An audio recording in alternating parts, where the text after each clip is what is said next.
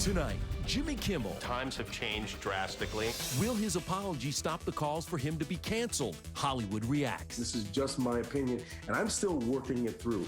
Then it's all love for Keanu Reeves, his big move with his girlfriend, as Winona Ryder sings his praises. I had a pretty How do you not big remember? crush I had on a the big, guy. healthy crush on you, too. Plus, why Miley says she quit drugs. I've been sober for the past 6 months. And Jay Leno's Joyride with Kelly Clarkson. What? Behind the scenes of their off-road adventure. I'm a pro. Hello and welcome. You know, Jimmy Kimmel headed off for summer vacation after apologizing for his racially insensitive actions, but it may be hard for him to relax with his TV future now cast in doubt. People are talking about me. What have they been saying? Good things? By the end of the week, people will hate me again. That's my goal. Apologies are great, but apologies should be accompanied with accountability. I don't think it's enough to say, hey, I was wrong, but those were my silly, immature old days. In his apology, Jimmy writes that when he performed his blackface sketches on The Man Show in the early 2000s, quote, I thought of them as impersonations of celebrities and nothing more. Karl Malone never seen no flying saucer himself, but if he do, that's gonna be a spooky time. The Man Show's going good. Back in 2001, special ET correspondent Regis Philbin spoke to Jimmy about his controversial show. Politically incorrect, you don't care. Whatever comes to your mind, you say. You're not afraid of anything. That's right. Kimmel now tells ET, quote, I believe that I have evolved, and I hope that is evident to anyone who watches my show. But what about the future of Jimmy Kimmel Live? Is ABC upset with Jimmy Kimmel Show? They will be eventually. I know how this goes. Right now, we're still in the honeymoon phase. I don't believe that Jimmy Kimmel's show should necessarily be canceled. When things matter to Jimmy Kimmel, he's used his television platform. He needs to do the same thing now with his apology and his accountability. It's imperative to do it on the air. He has spoken out about Black Lives Matter. I think he frankly needs to have Karl Malone on. The Late Shift author Bill Carter, who executive produced an upcoming CNN docuseries about late night, also weighs in on the embattled host who is now on vacation. And I think it's just postponing the inevitable. I don't doubt the sincerity of his apology, though, because I know the guy. He's really one of the best people that I've met in covering show business. This isn't the kind of guy he is, and I think he now knows it was a big mistake. He's going to have to address it on the air when he comes back. He could have used Zoom, he could have used his cell phone, he could have made a 1-minute apology that they then added to the top of the show. Leonard Organs is really amazingly forgiving. I mean, you know, obviously the Jimmy Fallon thing came up, he apologized, it's gone. And look at the David Letterman stuff. I mean, David Letterman's thing was outrageous. So I'm not expecting him to have a long-term problem with his audience. While I am gone, a cavalcade of very kind and capable people will be filling in for me. I think you're going to be very happy with them. We're told Kimmel is with his family in Idaho. He's airing repeats for the next 2 weeks. His first fill-in host after that is Anthony Anderson. Jimmy doesn't go back until September, right around when he's set to host the Emmys. But could that be in jeopardy? The actual hosting of the show isn't particularly difficult. It's all the nonsense that surrounds it. The comments online. You'll remember in 2018, comedian Kevin Hart gave up hosting the Oscars after his past homophobic tweets emerged, causing backlash, even though Kevin had previously apologized. Regardless, Academy, I'm thankful and appreciative of the opportunity. Some fans are outraged over what they say is a double standard. One tweeted, quote, Jimmy Kimmel did multiple sketches in blackface and gets to host the 2020 Emmys? Huh? What we need to do is give Jimmy Kimmel an opportunity to be contrite and to be accountable. But if he's not, then he's got to go too. Did you guys have fun? Was that fun? It's interesting that he actually won an Emmy last year for executive producing the live versions of creator Norman Lear's groundbreaking shows, which tackled race relations. Humanity hasn't changed from the time we were doing All in the Family of the Jeffersons, and he understood that. They were controversial, and we just didn't have social media back then.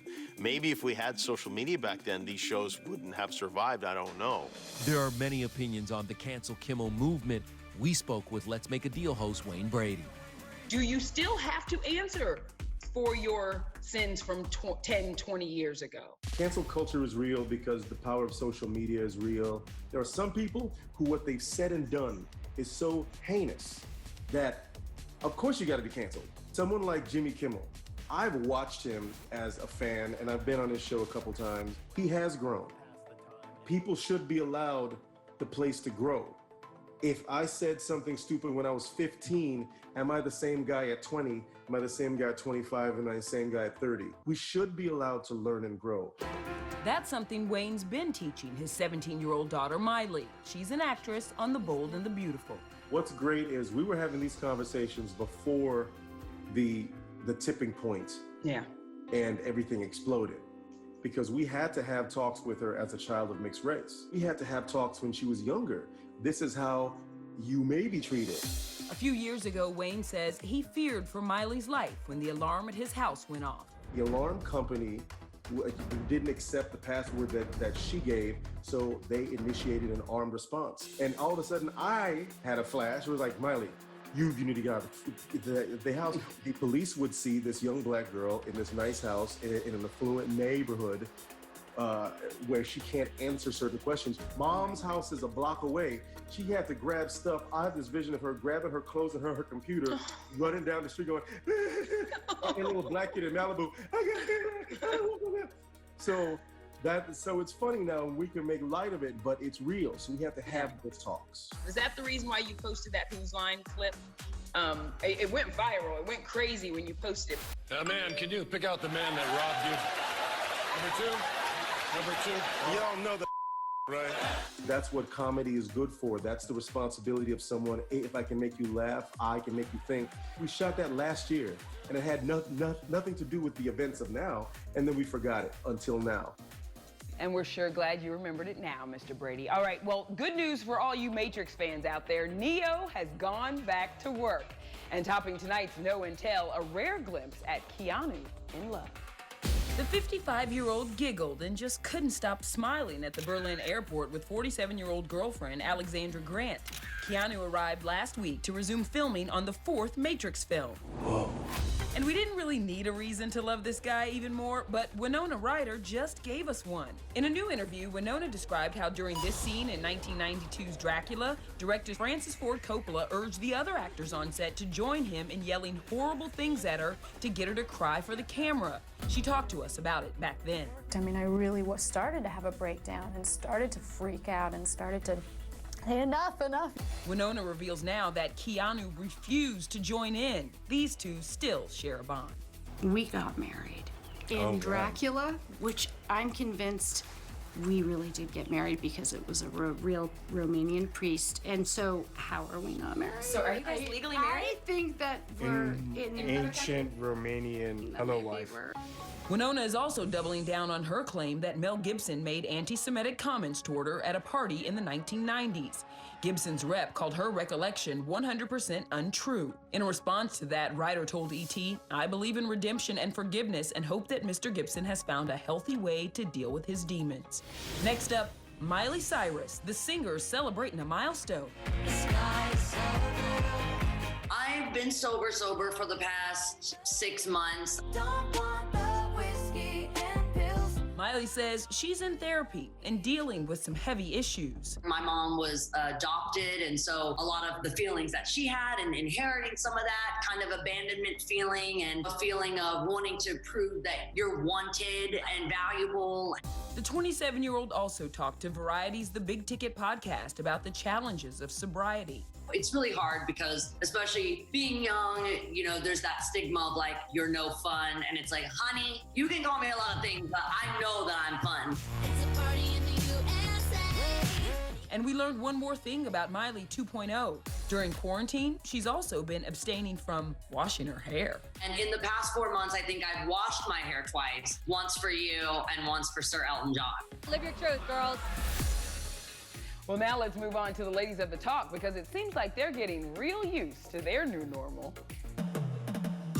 First of all, how has everybody adjusted working from home? These ladies, they're hard workers, boy. I love it. We did our hair, we did our makeup, we set our lighting. And the best part is we all got to do it in our pajamas. You know, yeah. I'm wearing mine today. Anybody else? I do. I have mine on.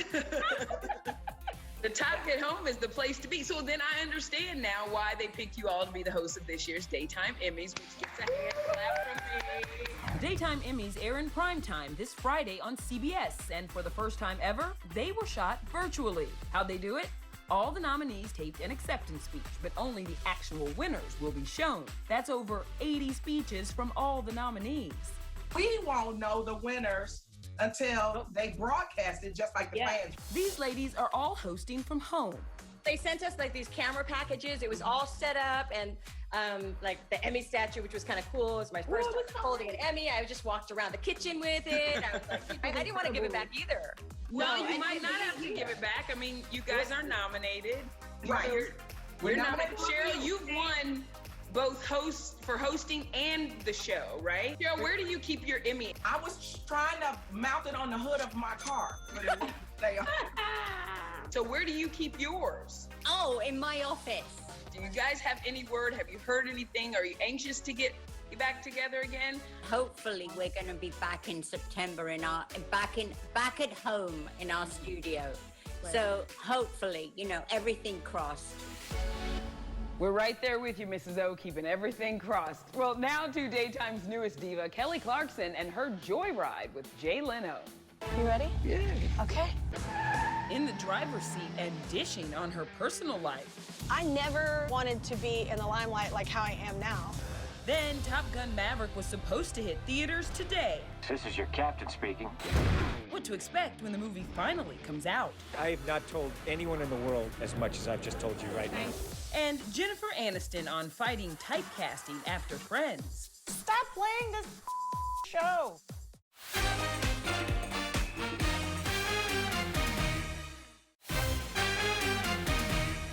You trust me? Not my truck.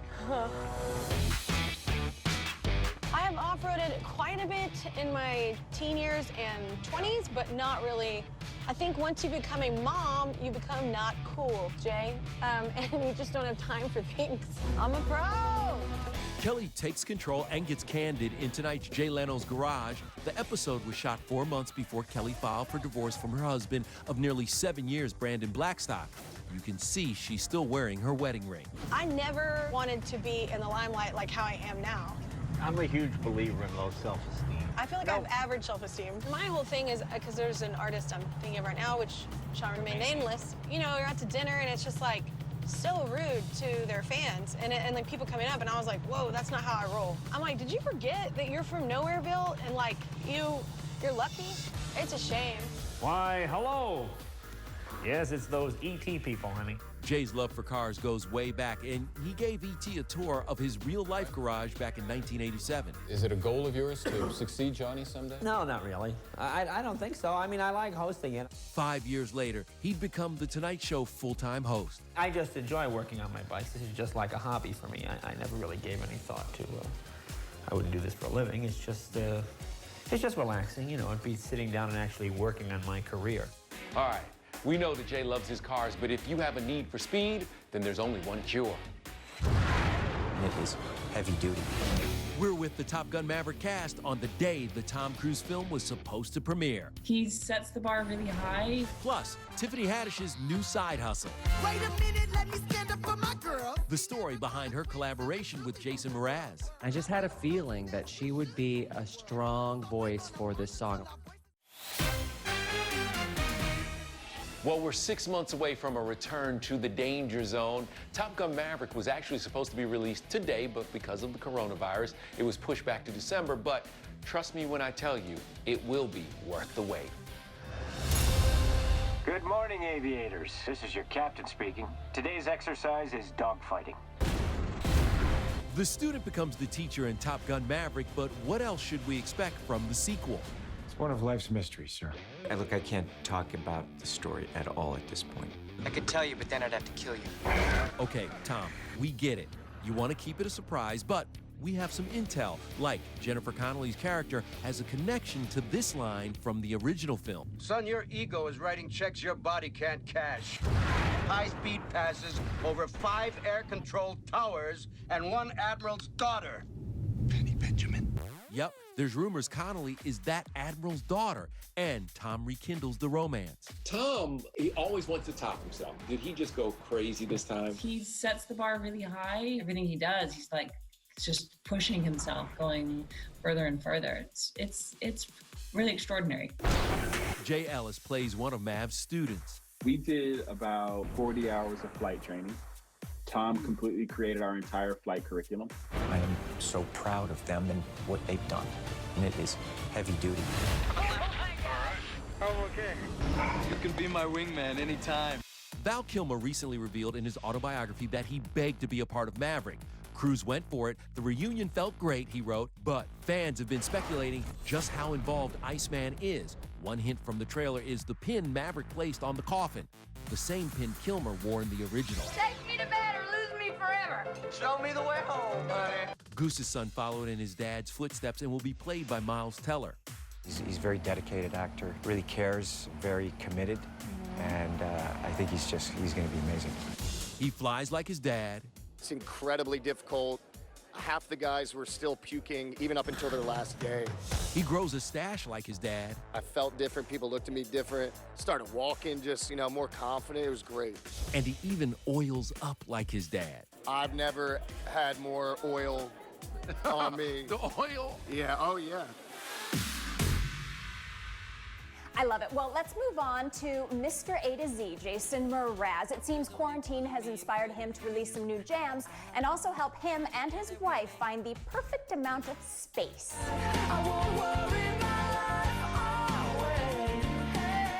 This fall, 5 years of married bliss. Do you write a song for that as well? It's worthy of many songs. Let's just say that. Lucky I'm in love with my best friend. A lot of people are going through quarantine breakups because they've never spent so much time together, but you guys have always you've been on the farm, so you're used to this. I can spend the whole day out here and farming and never overstay my welcome. Yeah, Jason and Christina are quarantined on a 17-acre avocado farm dubbed the Maranch. And when the 43-year-old's not farming, he's making music.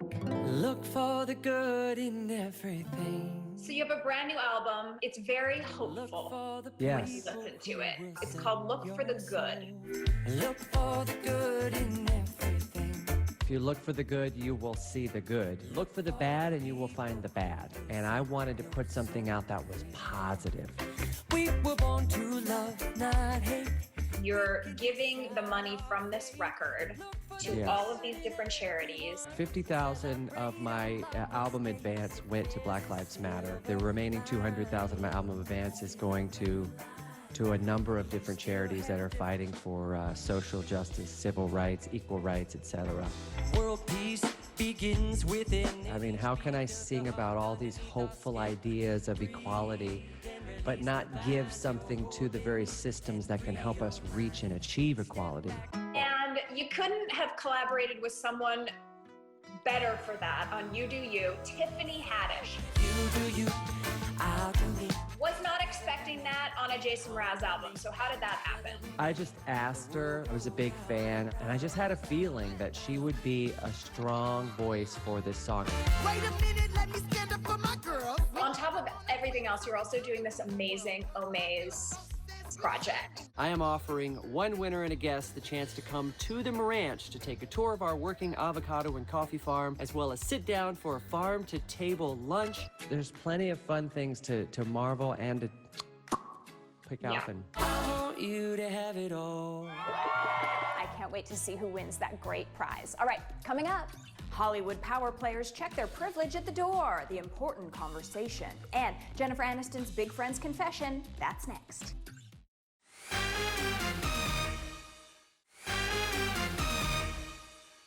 I could not escape, just Rachel from Friends, and I'd be like, and it's on all the time, and you're just like, stop playing this show.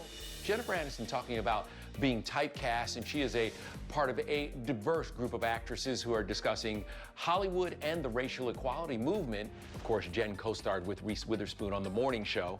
I want to work in partnership and real partnership with people who are committed to change. Janelle Monáe says her role in Homecoming is the first character she has played that did not specify race. You know, I didn't have to live up to some stereotype. I felt free. It's a great conversation. You should really check it out. The Hollywood Reporters Drama Actress Roundtable is online right now.